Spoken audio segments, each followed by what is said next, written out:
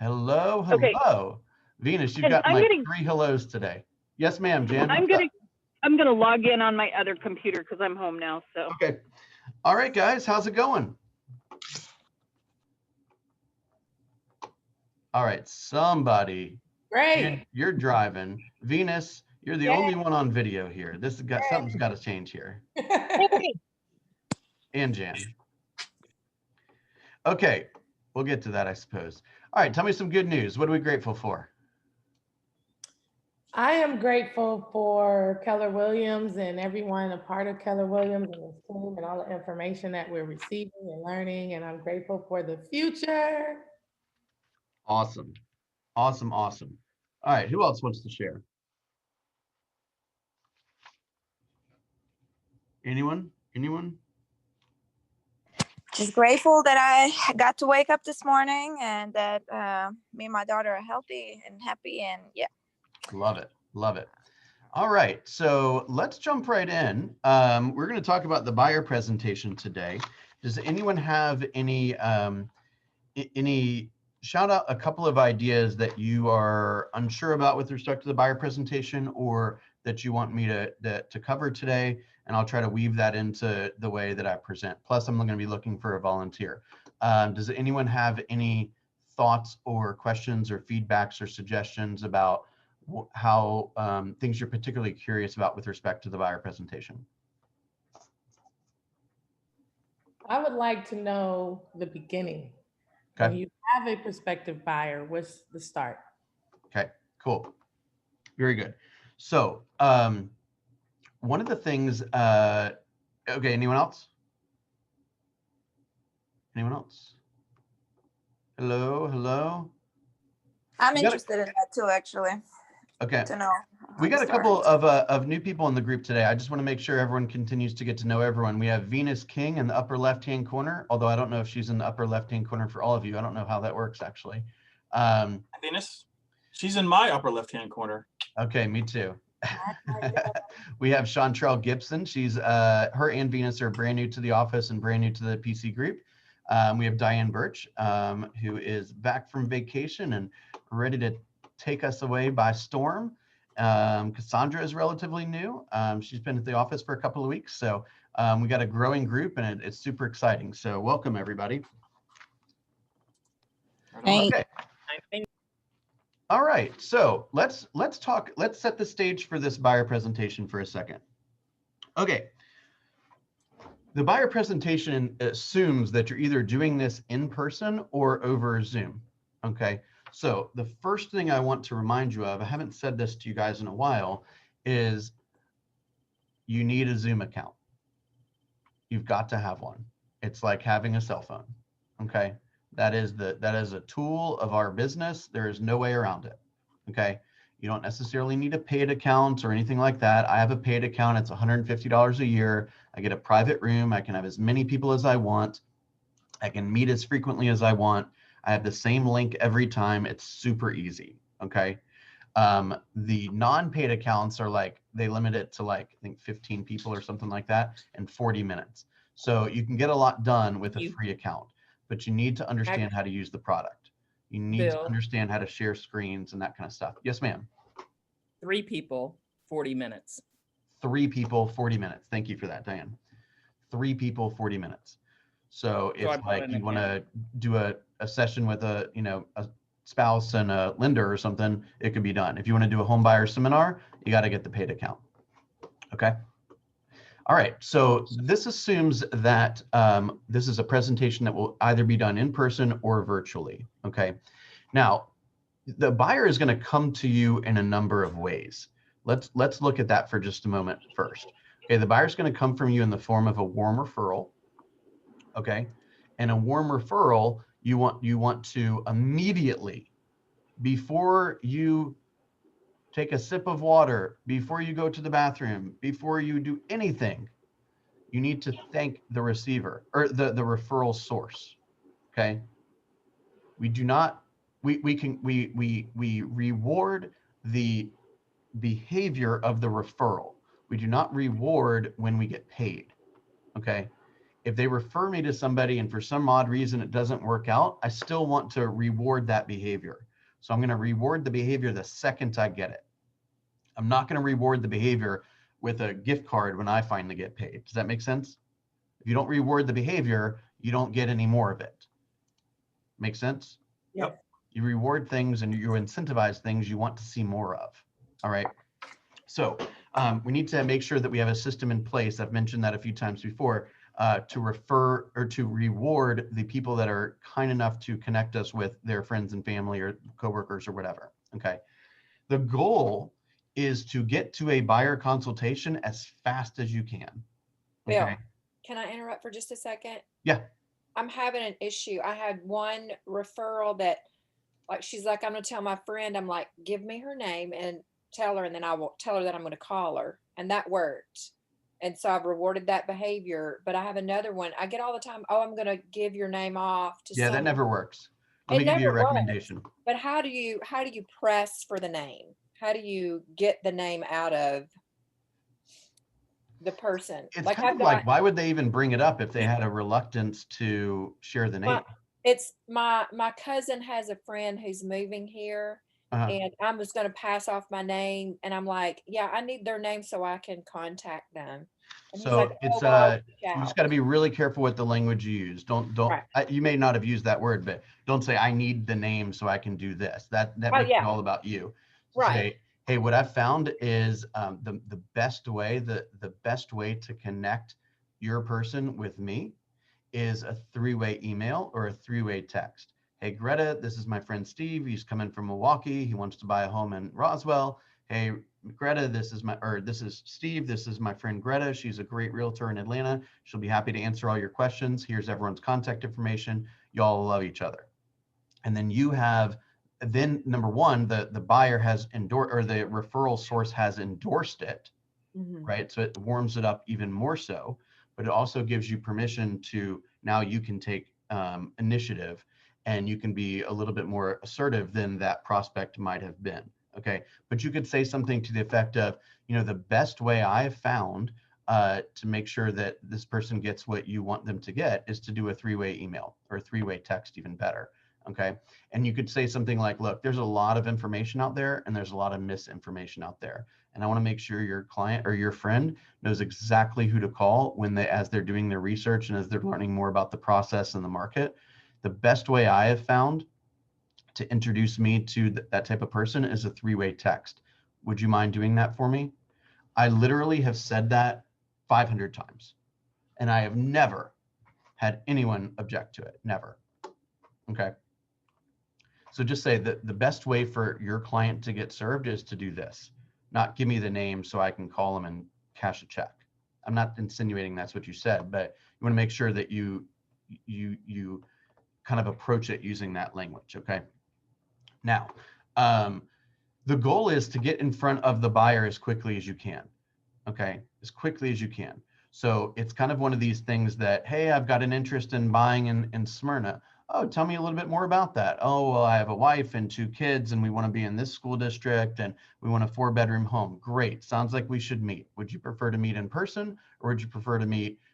Is there a particular technology you want to meet over? Zoom or Google Meet or, FaceTime or whatever? You should be flexible with all of that stuff, by the way. Zoom isn't the only thing. Some people don't like Zoom, right? So you should be as flexible as you possibly can. If they want to meet over Skype, meet over Skype. Make sense? There's no reason to get into a half an hour call about what they want and why they want it, unless it is under the impression I want to try to add formalness, if you will, to the process as quickly as you can, right? You want to set the professional tone, right? And plus you want to be in control of how that conversation moves and how long it takes and all that kind of stuff, right? So remember, one of my favorite scripts is, great, sounds like we should meet. Oh, you want a 4-bedroom home in Smyrna? Great, sounds like we should meet. Would you prefer to meet over Zoom or in person? Great, in person. I've got 2 o'clock on Thursday or 1 o'clock on Friday. Which is better for you? At 1 o'clock on Friday. Wonderful. This is the address. I'll see you there. Boom. Now they show up and you're doing this kind of thing. Okay. So we want to avoid having as much of the conversation, I don't want to say avoid, but it's more strategic to do it all in the form of a formal presentation rather than just kind of happenstance throwing out statistics and asking them how many bedrooms and stuff they want. Does that make sense? Okay. One of the things okay, so let's just start the presentation. Okay, who wants to be my buyer? I'll try being your buyer. Oh boy. Okay, Diane Birch, upper right hand corner. Is she in everyone's upper right hand corner? She is in Yep, my she is upper for me. right How corner, does yeah. that work? I have a line of people going across the top. All right, all right. Okay, let's so I dressed up for Diane, right? We always want to present ourselves very professionally. Okay, got my coat still on. All right, let's pretend like I'm doing this, that we're doing this virtually. Okay. Okay. So Diane, I just want to thank you. I want to start off by thanking you. I know there's a lot of real estate agents out there that you could work with and that you could interview, and I'm just honored to be in your home right now and to have to be visiting with you right now, and I'm super honored for your time. And I love helping buyers buy in this area, and I know the area really well. And I'm excited to help you find exactly the property you're looking for. Okay, so thank you for the opportunity, first of all, to even spend this time with you, okay? Okay. So next, I wanna kind of navigate you a little bit through the journey of the home buying process.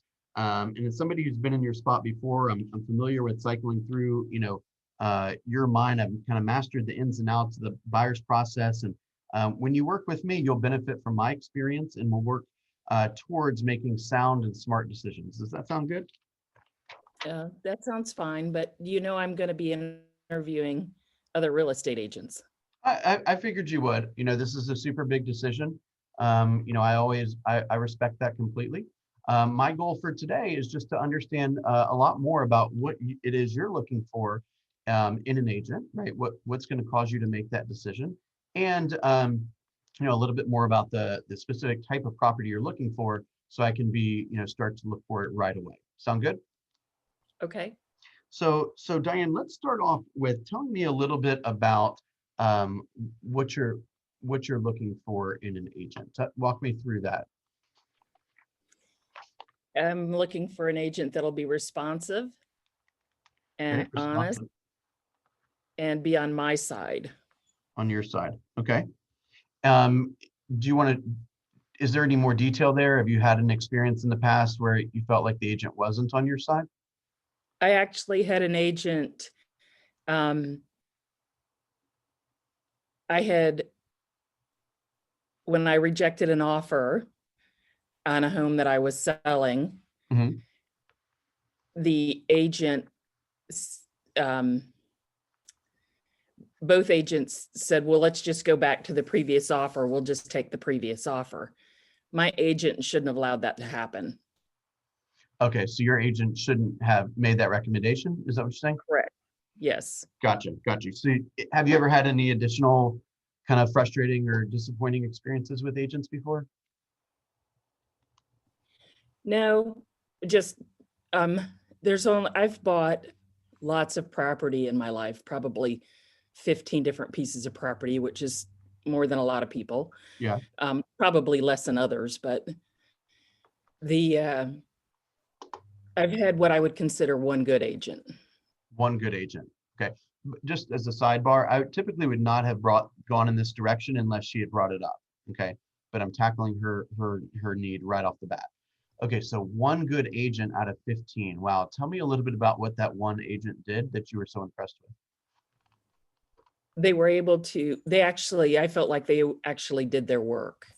They explained the process to me. They Okay. were very helpful, and the house needed a lot of work. They were able to make suggestions. They were able to tell me what the process was going to be like, suggest a lender, those kinds of things.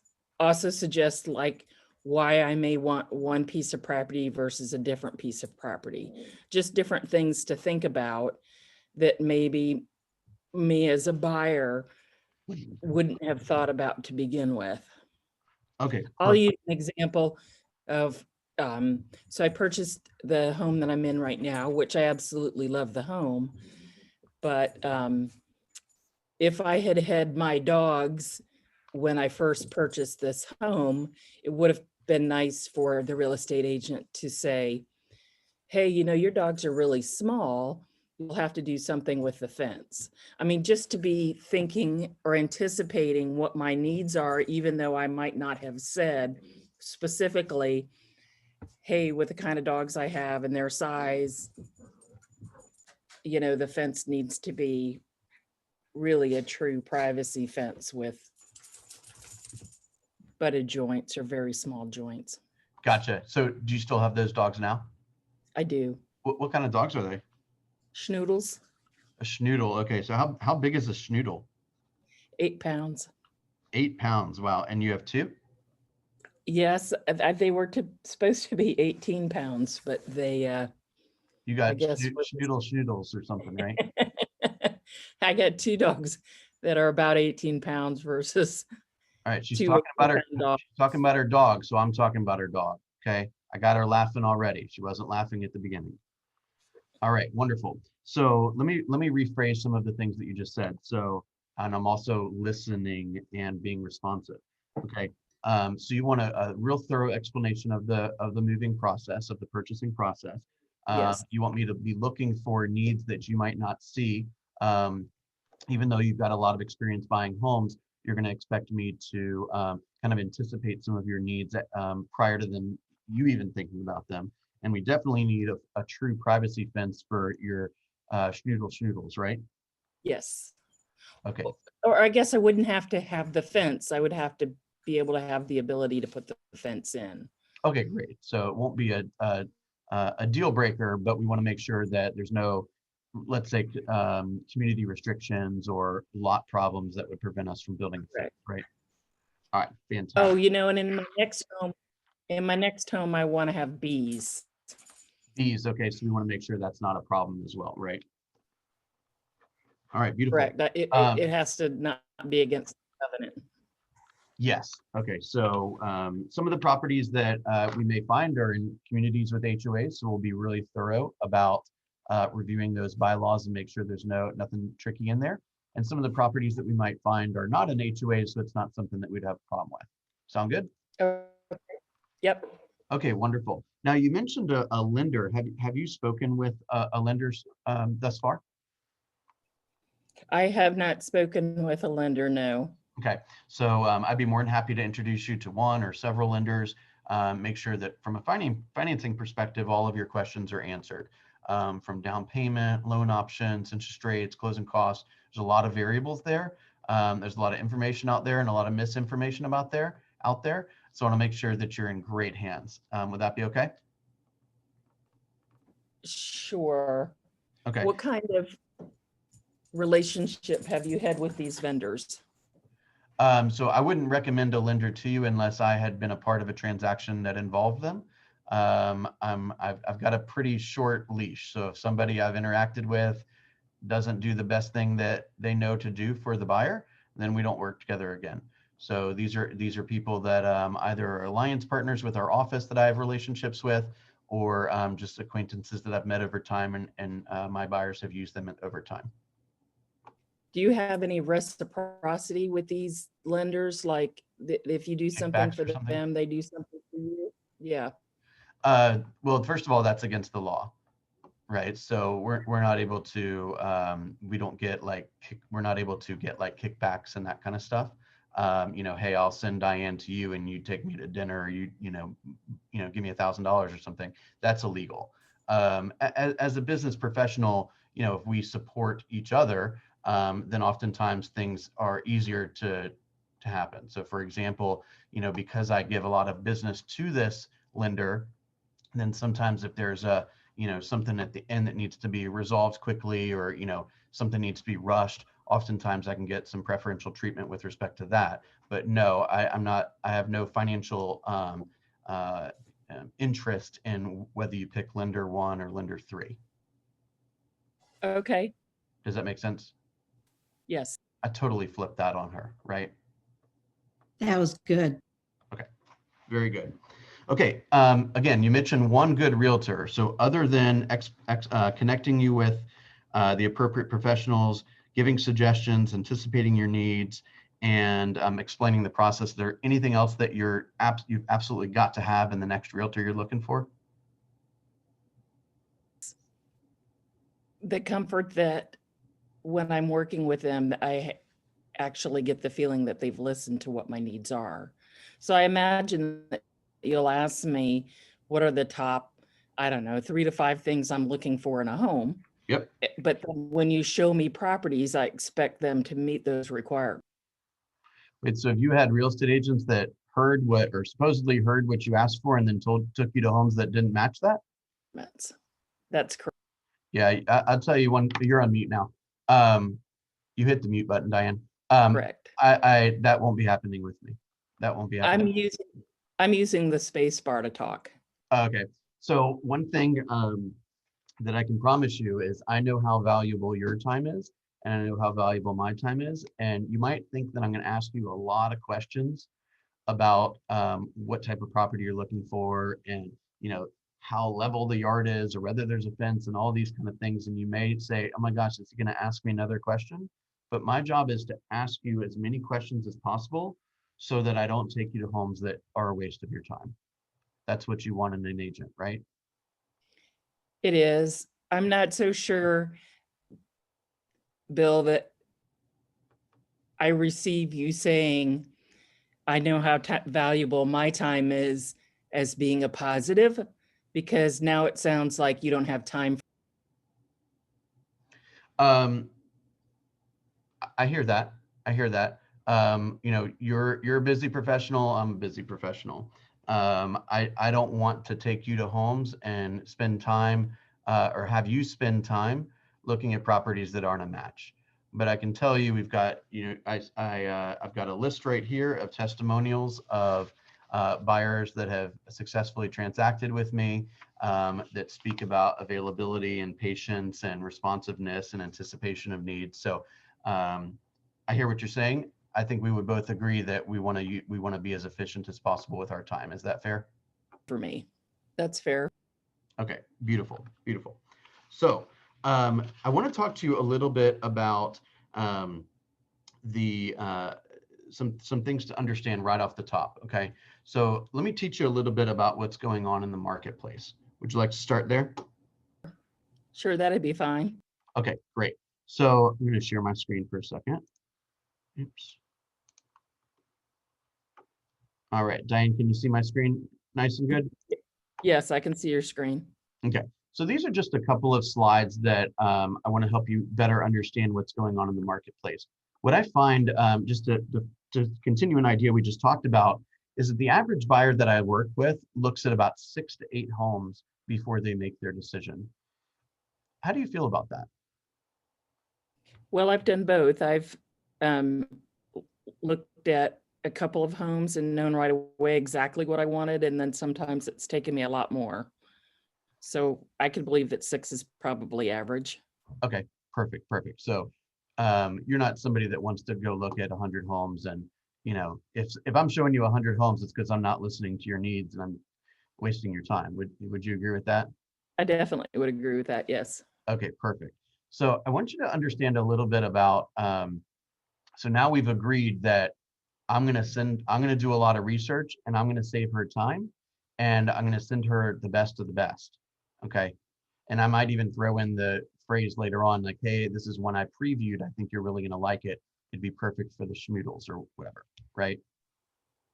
So she wants me to use my time to prove to her that her time is more valuable than me, essentially. Or not more valuable, but you're offering a service. Right. Fair enough. And that should be part of your service. Absolutely. Bill, I have a question here. I'm sorry to interrupt. Go ahead. I've taken out a couple, and we find the home, and I've been doing this, for another agent. It's not my client, but they're still looking because there are so many buyers and not enough homes.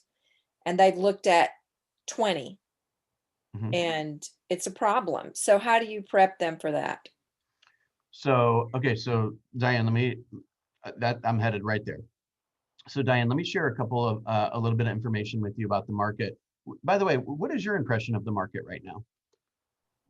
It seems to me as though the homes have been selling rather quickly. So I have to know what I want.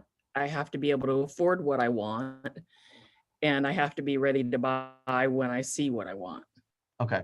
Yes, I think that's a great summary of the market. Most importantly, we got to be when we find what we want, right? We got to be assertive and aggressive. As I mentioned before, I helped hundreds and hundreds of buyers over time get the homes they want, and oftentimes I um, uh, have the ability and have a lot of relationships with agents across town where you know, I tend to win a lot of the multiple offer situations that my buyers find themselves in. And I'm going to be working incredibly hard to make sure I help you win the ones that we might find ourselves in. Okay. So I want to show you this slide right here. This says sales with sales price to list price ratio of over 100%. So let's pretend you're buying a home between 300 and 499. So do you see that 37.3% of those properties will sell at list price or above list price? I can see that, yes. Is that kind of what you were expecting, or is that higher than you were expecting, lower than you were expecting? I don't know that I had a preconceived notion as to what it would be. I know if homes sell quick, if buyers have the money, they're going to pay a little more if they have that flexibility. It's so 37% of the homes sold above 100%. How much above 100% do they pay on average? So so we would go here to this slide here. So this says of a kind of a cross section of the marketplace, you take 100 sales, okay? During their listing period, 19 of them failed to sell. The reason why a home would fail to sell is almost certainly overpricing. Maybe a little bit of marketing, but most likely overpricing. So of the 81 that did sell, 28 of those sold after a price reduction. So if a home has sat on the market for a little while, it's probably due for a price reduction if it hasn't already had one. Those homes will sell for 93.7% of their original asking price in typically 91 days as a median number. However, those that do not need a price reduction, meaning they were priced correctly right out of the gate, that's 53% of the marketplace, those will sell a median of 100. So according to that, half of the homes will sell higher than 100% and half lower. It's across the board, okay, in 8 days. So just because you might have to pay list price or above list price does not necessarily mean you're not getting a great home. And it doesn't mean necessarily that you're overpaying for it either. And in a moment, I'm going to explain the 3 contingencies so you can really understand some additional protections that we're going to have within the contract. Does that sound okay? It does, but I don't know that it's answered my question as to what percentage on average do people pay over the list price? Well, what this is saying is that they're typically not paying, if you take the average of all of the sales, it's at 100%. So I don't know if we would have to look more specifically in your, specific target neighborhood, but we're generally not looking at more than a couple percent. Okay. But the most important thing is, what are you going to pay for one home while analyzing what others have paid for similar homes, right? So this statistic can also be a bit misleading, because let's say all the data says the sale would be 300 and I priced the home at 290 and it sells for 305, then it looks like it's sold for 3 or 4% above list price or original list price, when had it been listed properly price wise, it would have been a lower number. So the statistics can kind of shift a little bit of our mindset around it. The biggest takeaway, Diane, that I want you to hear here is that there's a good likelihood that you will find yourself in a multiple offer situation. And there's a good likelihood that you won't win unless you pay list price or more than list price. Now, I want you to make sure you hear me loud and clear, because I know you've had some poor experiences with agents in the past. Part of going through this process together is educating you on what it's going to take to be successful. And it's also educating you on what's going on in the marketplace, right? So I would never suggest you overpay for a property, but sometimes winning in our marketplace is actually getting the home. Okay. The appraisal later on will justify whether you're paying an appropriate number of dollars. Does that make sense? It does. I'm a little concerned though, if 35% of the homes sell for less than list price, are you going to be able to tell me when you think something's listed for more than it's worth? Yeah, of course. Absolutely. So one thing I want to make sure you understand is, so first of all, as hopefully your buyer's agent, I can help you pursue any property that you locate. So I'll be sending you some properties. I'm sure you'll be looking on your own. Our job is not necessarily to locate the property, it's to take you through the entire process. So if you happen to drive by a community you're curious about, or you stop into a new home neighborhood or something like that, obviously let them know that you have an agent. But it is a home, no matter who the listing broker is or how long it's been listed or whether you found it online or any of that kind of thing. That's a property that I can help you pursue. The other thing I want you to make sure you understand is, in the state of Georgia, the listing agent is ultimately going to pay the commission, or the seller is going to pay the commission. So that means that it doesn't really matter, Diane, whether you pursue house number 3 that I show you or house number 11 that I show you. Okay.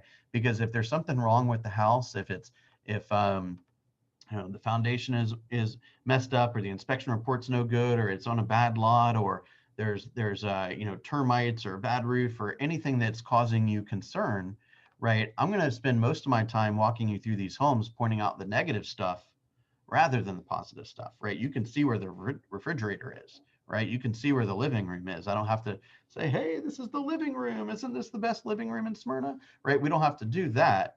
I'm going to point out the negative things, because if you don't like the house, that's fine. Let's just go get back in the car and find a better match, right? My intention is to be your real estate resource forever, to be your real estate partner forever. So I don't want you to buy an ugly house or a home that doesn't meet your needs or doesn't fit your needs for your pets and that kind of thing. I want you to buy the perfect home for you. So if at any time we are in these homes and you don't feel good, let's go. That makes sense? It does. So if, when we're out looking at homes, if we drive by a property that I really like, but it's not listed, would you be willing to talk to the owner and ask them if they'd be willing to sell? Of course, of course. As a matter of fact, I basically spend all morning, usually 9 to 11 o'clock, reaching out to my sellers to see if they might be a match for buyers, or my buyers to see if they might be a match for my sellers. And our broker provides a lot of information that would help me access that particular house's owner and their contact information. Be more than happy to call them. Absolutely. Has a realtor ever said that they wouldn't do that? A realtor didn't do that. My see. last realtor, in fact. I drove by a house that I really wanted and told the realtor, this is the address. The realtor didn't reach out to them. And, they send me the listings like realtors do. They put it in the FLMS or whatever, and then you get the listings via your phone or email or whatever. And the house never came up. And one day I was sitting in traffic and looked at Zillow, and the house was for sale. But it never got sent to me. It was on FMLS. Now, the positive thing the realtor did is, when I called her, she immediately said, yes, I'll show you.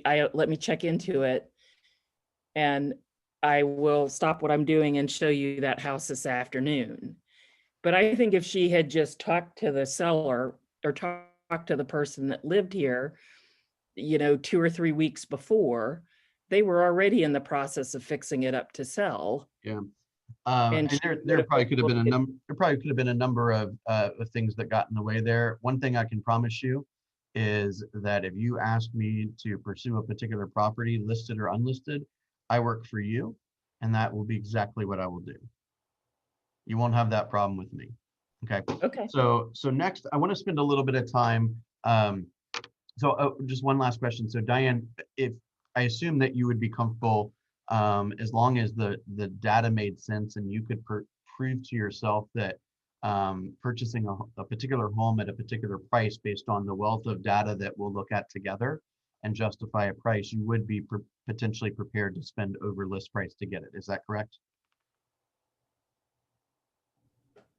As long as it's affordable, you know, I still have to be able to afford the home, Of course. obviously. Of course. And So I have to have the comfort that the house is worth it, because sometimes people pay more for the home than I would feel the home is worth. So for example, I put a contract down on the home last time I was looking for homes, and somebody paid $25,000 over list price. okay. I wasn't gonna pay that much over list price. That's more than the 3% or whatever I have as my cutoff. So again, we'll get the news from the lender, and we won't just focus on what the lender says you can afford. We'll double check that number with what the payment is. So if the lender says, hey, you can afford to borrow $450 and it requires a payment of $2,200 and you're not comfortable with $2,200, then I can help you work with that lender to identify the exact target range. So if that means you're down to 420 or something, then that's fine. We won't look at homes above that range. The last thing I want you to do, Diane, is overpay for a property. So my job is to help gather all the information that you need to make an educated decision. Your job will ultimately be to make the educated decision. If you pursue it, awesome. If you don't pursue it, we'll find something better. Okay. Okay. All right, great. So let's take a couple of minutes and go through a little bit about what you're looking for in a home. So we're way over time, but I would spend some time saying, hey, what's most important to you about, your purchase? Okay, why is that important to you? Okay, what's the next most important thing to you? So you might say things like, well, I need a 2-story family room, or I need a master on the main, or I need a walkout basement, or I need an open floor plan. So open floor plan means a lot of different things to a lot of different people. Can you explain what an open floor plan means to you? Right? So does that mean there's like an island and the kitchen completely opens to the family room? Does that mean like it just could mean a lot of different things. So the more she talks and the more I hear what she's saying and echo it back to her, right, that will help her get the comfort that I'm, quote, responsive, and that I will be, because I've listened so much and because she now has evidence that I've heard it, I will be better prepared to anticipate her needs. Does that make sense? Okay, great. So I would then move on to explaining a little bit about the process. Okay, a little bit about the process is, so from this point on, we're going to move, we're going to connect you with the lender or lenders. This is not necessarily a time at the moment to like shop rates and stuff. We're not quite there yet. The idea that we want to get from our initial conversation with the lender is a rough price range, and then a match to match that with the what we call the loan worksheet. The loan worksheet will help you understand what an estimate for closing costs are, and it will help you understand what the monthly obligation would be and cash to close would be, to make sure you and your family are comfortable with that. Does that sound good? Sure. So the next thing we're going to do is we're going to take all the answers to all the questions I've asked and your new budget, and we're going to set you up on some automatic searches. That way, if any properties hit the market that meet the criteria that we established, you'll be notified immediately. So another reason, for example, why that home might not have hit your information, and not to say the agent shouldn't have called them in the first place, but maybe it had a master on the main and you said, I don't want a master on the main. So there could have been like something tricky about the data that was put in that caused it not to match. But I will make sure, I will be doing my best to make sure that's not a problem with us. Okay. So we're going to put in our criteria, and then there's a good chance that you'll see the property you want to pursue, or I'll see the property we want to pursue. Either way, you let me know and we'll schedule an appointment to see it right away. Okay. So I'm going to be watching the market as well. I'll also be getting these notifications. So if anything pops up, we will probably race to call each other. Okay. The next thing is if there's particular neighborhoods that you're interested in that we know have homes that meet your criteria, but maybe there's just not a lot of properties available, I'd be more than happy to make those extra calls for you. Remember, there's a stat, and I don't have it prepared to show you right this second, but that we have 1.1 months of supply in your price range. Okay, meaning that if no other homes came on the market at the rate that homes are selling right now, in 1.1 month, there would be no homes available at all. Okay, so it just goes to give you more evidence that if you find something you like, it's probably time to move forward. Okay. So now we've got the financing side. We've got kind of got the expectations set. We've got the financing set. We've got the search set. Now the next thing we're going to do is go visit the properties. Okay.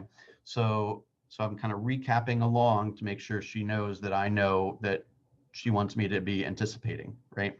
So we're going to look at the properties. As I mentioned before, my job is to represent you. I don't have a relationship with any of these sellers. If by chance I do, I'll certainly let you know. That's happened to me once or twice before. Okay. I don't have a relationship with any of the sellers. I have no interest in protecting them. My job is to protect you. Okay. So you'll notice that when I go through the home, I'll be pointing out things like, okay, that's synthetic stucco. Okay, that's a termite bond, or hey, I see some issues down here. It doesn't mean it's not a great house. It just means there's stuff that we need to address. Make sense? Okay, so let's jump forward to the home that you want to pursue. So you say, hey, Bill, 123 Hill Street, that's the one I want. Okay, so Diane, I'm going to then take some time to thoroughly look through the market. Okay, we're going to look at the comps a number of different ways, from radius search to school search to zip code search, whatever we need to do to isolate all the other properties that are active on the market that a buyer would consider buying when they consider buying the one that you want to buy. And we're going to make sure that you believe this is the best opportunity for you. We're also going to make sure that we believe this is an appropriate price. We're going to look at the sales that have occurred. We're going to look at the homes that are under contract right now. And I'll make a recommendation and you can make a recommendation. This isn't me just telling you what to do. This is me providing all the details, and then the two of us have a strategic conversation about how to move forward successfully. Would that be okay with you? That'd be fine. Okay, beautiful. Now I want to go through three really quick contingencies that you can expect to be in the contract so you feel more protected. Okay, the first is what's called the due diligence period. Okay, so I don't know if you've ever bought in the state of Georgia, but in Georgia we have what is essentially a free look period. Okay, you submit an offer, you negotiate the offer back and forth, you go binding, and you have a certain number of days typically, that's generally between about 7 and 10 days, where you have an opportunity to do any further research that you want to do. So that typically includes home inspection, a radon gas inspection, a termite inspection. You can review the HOA documents, you can review the community budget, you can look to see where the nearest sex offenders live, you can make sure the school statistics are good enough for you, you can check out the demographics if you have issues there. So you can do all the research that you want to do to verify that this is the home for you. If at any time... How am I going to verify it? I'm sorry. What was your question? How am I going to verify it? Verify what? All of the things you just mentioned. Will you give me that information, or do I have to go look it up somewhere? I mean, a lot of it was hiring inspectors, right? So we're going to bring in home inspectors and that kind of thing to verify the condition of the home.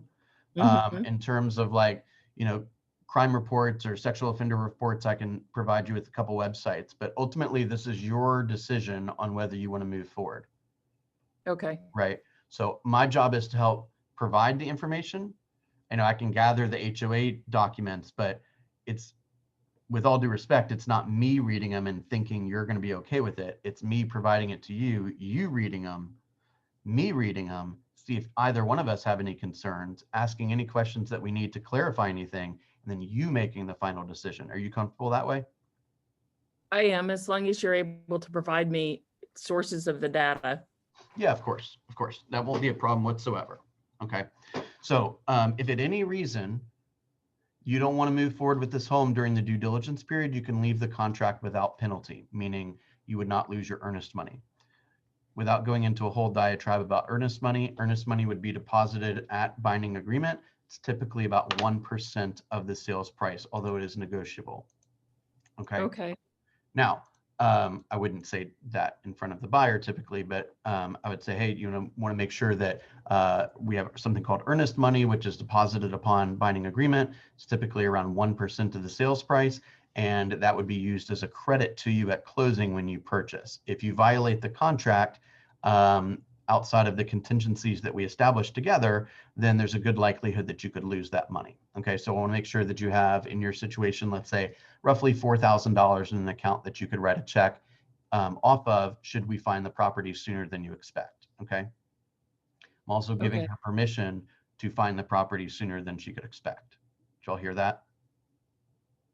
Sometimes they need to hear that. If I listen enough, I don't want to waste my time. I'm going to take her right to the right home. So I want her to understand that it wouldn't be crazy for her to buy the first home we see because I'm listening. Look, you told me what you wanted. Why would I take you to something you don't want? Hey, don't be surprised if you like the first home that I show you. Okay, because I'm listening loud and clear, and I don't want to take you to a home that doesn't have the ability to put a fence in for those dogs. Make sense? Okay, so the next contingency, so you're going to have your home inspection, and it might reveal things that are concerning for you. Okay, we'll have an opportunity to ask the seller to amend the contract to reflect those changes. The seller will have an opportunity to respond. They could respond in a lot of different ways. No, yes, some of it, I'll pay for it. There's a lot of different ways. Okay, my job is to make sure that ultimately you get the home in as great of a condition as possible. It's very unlikely, particularly in this market, as you would imagine, makes them think that they're in the seller's shoes for a second, right? That every 100% of your requests will be acknowledged, but ultimately we have an opportunity to leave the contract should you not be satisfied with the way that the contract was originally agreed upon or the amended version of that contract. Okay. Typically, as I said before, that's about 7 to 10 days. That is calendar days, not just business days. I will be tracking these deadlines like a hawk. You don't have to worry for 1 second about that. Okay. Meanwhile, we're going to put the contract together and send it off to the lender so they could get started on their work, and the attorney so they can get started on their work. Okay, the next thing that's going to happen is a financing contingency. So we'll have an opportunity to confirm that you can get the financing you're expecting to get, and we'll also order an appraisal. Ideally, we will order the appraisal only after the inspection renegotiations have occurred, because we don't want to give away our hand that we want to move forward with the process if we're not satisfied with the way the repairs are being negotiated. So there's some negotiation and strategy involved there. That's a little in the weeds to discuss at a buyer consultation, but she's got a lot of apprehensions about realtors dropping the ball. So I want to make sure that I include a lot of the extra stuff that I'm doing, okay? Do you understand all of those things? Let's just pretend you say yes, right? So now.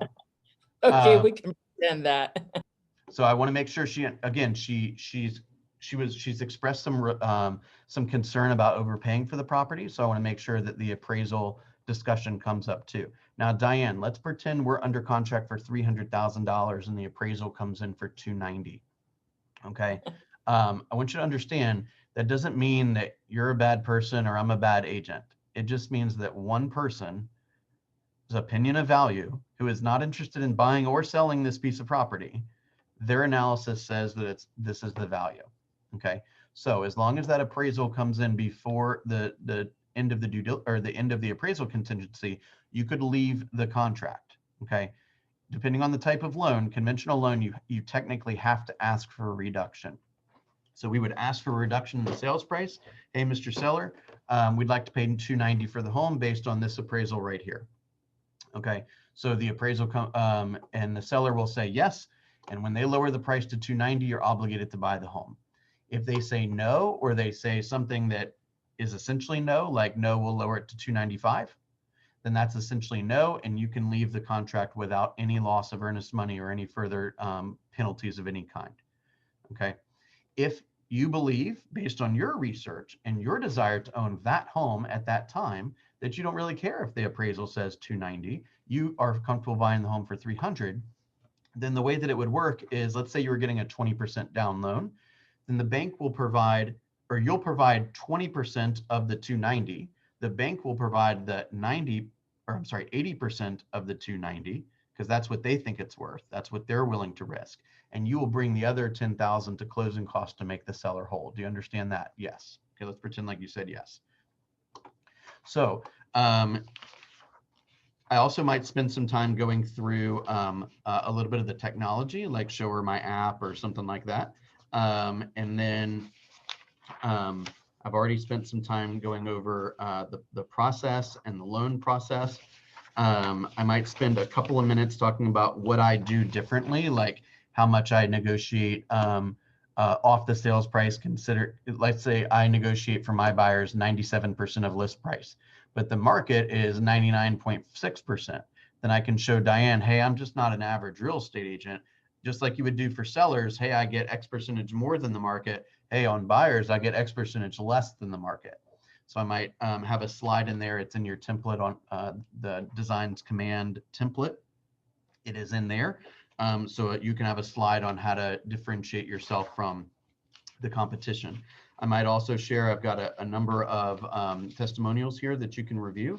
And my last question, Diane, is there anything that I haven't said that you would like to learn about, or any questions that are still out there? Well, in the essence of time, because we're out of time, I'll say no. Okay, great. So then I would say something like, well, here's a document called the Buyer Brokerage Agreement. Okay, and I would explain what it does and why it's important, right? Prior to it being signed, you're a customer. After it's signed, you're a client. This is what I do for you. This is my expectations of you. This is your expectations of me. We just met today, so I don't expect you to sign this right now. I would expect you to review it and let me know if you have any questions. And when you're ready, next time we meet, I'll bring it up and see if you're ready to move forward. Okay. I'll send that to you electronically so you can get used to signing the paperwork. Sound good? Yeah, but Bill, wouldn't you like try to feel them out to see if they were comfortable in signing it today after all the information they've given you? Yeah, exactly. I might say, Diane, is there anything, it sounds like, I've got a really good understanding of what you're looking for. I feel like you have a really good understanding of the processes and how the financing works and how I'm going to protect you with the contract. Are you ready to get started? I'd probably do a little close. Yes, you're right. Okay. And then they'd say yes, and I'd say, great, here's the buyer brokerage agreement. If they were to say, oh, well, remember I'm interviewing other agents, or I got to talk to my husband or whatever, by the way, make sure you get all the decision makers together. You don't want to do this 2 times, right? I should have said that at the beginning. I personally was never like really aggressive with the buyer brokerage agreement, because although it does hold its place in license law and it's a real document, it can be terminated at any time by any party, right? So if they sign it and I upset them, or they sign it and we're not getting along or something, then they're just going to ghost me anyway, right? So I'm not going to shove it in their face if they're not wanting it to be shoved in their face. I'm just going to explain why it's helpful, right? And what it can do for them. And I'll say, look, we probably want to spend a little time together. We want to make sure that you like me and I like you. So let's go look at a home, right? And if you haven't signed the document, I won't necessarily say this, but if you haven't signed it, if they haven't signed it by the time we go look at the home, then I'll show them the home. Okay. And then at the end, I'll say, did you have any questions about the buyer brokerage agreement? And 99 times out of 100, they'll be like, oh yeah, I forgot about that. No problem. Let me sign it right now. Right. But I want to make sure, especially because you said you were interviewing other agents, was there anything that I didn't speak about that that you have questions about, or anything that you didn't hear that you were hoping to hear, right? I want just give me the list, okay? Because whatever you say, I'm going to address one by one by one by one. Okay. Gotcha. Now, And I'd probably say something like, no, but I just want to get a feel for what other agents are like, because I'm sure that there are a lot of things that I don't know. And I want to hear if somebody else is going to say something that might, I don't know how I would say this So to Diane, you. my only request is I would love an opportunity to help you. So if you meet with another agent and you hear something that they do or they say and it blows you away, would you just give me a call and let me know what you're thinking? It's probably something I do that I'm certainly willing to do that I just didn't get a chance to discuss, right? And I by can the do- way, I might do something like, you know, she's been like, please don't take this the wrong way, but like there's been a little bit of resistance the whole time, right? So I want to make sure that like I want her laughing and smiling as fast as possible. Okay, so I might bring a little dog treat for her dog or something. Like I might do something like slightly unusual just to break the ice a little bit. You see what I'm saying? Because there's a little resistance the whole time, right? She's a bit standoffish. She's had poor experiences with other agents. I know I'm competing. Like I just want to do what I need to do to get the opportunity. Now, with that said, Yep. not every person is an opportunity. Okay. What I mean by that is, let's say Diane had said something that's like, well, I don't want to live near, you know, black people or brown people or yellow people or whatever. I say, this meeting is over. Have a nice life. Right. So like be listening for things to determine whether this is somebody you want to invest your time with. Okay. Bill, won't most of these calls take more than 30 minutes? I mean, if you're actually doing a buyer Probably closer to an presentation. hour. Yeah, probably closer to an hour. Yeah, which is basically right where we're at. Was this helpful? Yes. Okay. If Aubrey yells at me for missing the meeting, just tell him how much fun today was. Okay. I'm sorry, Bill. I just want to say something quickly. Yeah. Diane, thank you so much for asking all these extra questions, you know, that got Bill, you know, talking. And as a newer agent, as a brand new agent, actually, Bill, where can I find, I mean, how can I learn to speak eloquently like that and, you know, say all these right things? Well, here's one thing. I know this is going to sound crazy, but I wasn't born this way. Like I studied. I've studied personality and communication and psychology. I've studied language skills, language patterns. I have been a student of this business for 15 and a half years, right? So it's going to take some time. The fastest way to get there, though, is to be constantly learning, right? It's how can I sharpen my saw today, right? How can I learn a new pattern today? How can I practice this? It's going to come from repetition, right? How many times? It's studying personality assessments. It's asking good questions. I mean, this is recorded. You can go back and listen to this meeting as many times as you want and write down all the questions that I said, right? Okay. You know, so why is that important to you? So when you get a fence for your dog and you know your dogs are safe, how does that make you feel? Oh my gosh. Then they start getting emotional. The second somebody gets emotional with you, bring out the paperwork. Okay. All right, Bill. All right, guys, this was fun. Thank you for everything. Thank you. We'll see Have a you soon. Bill. Thank you.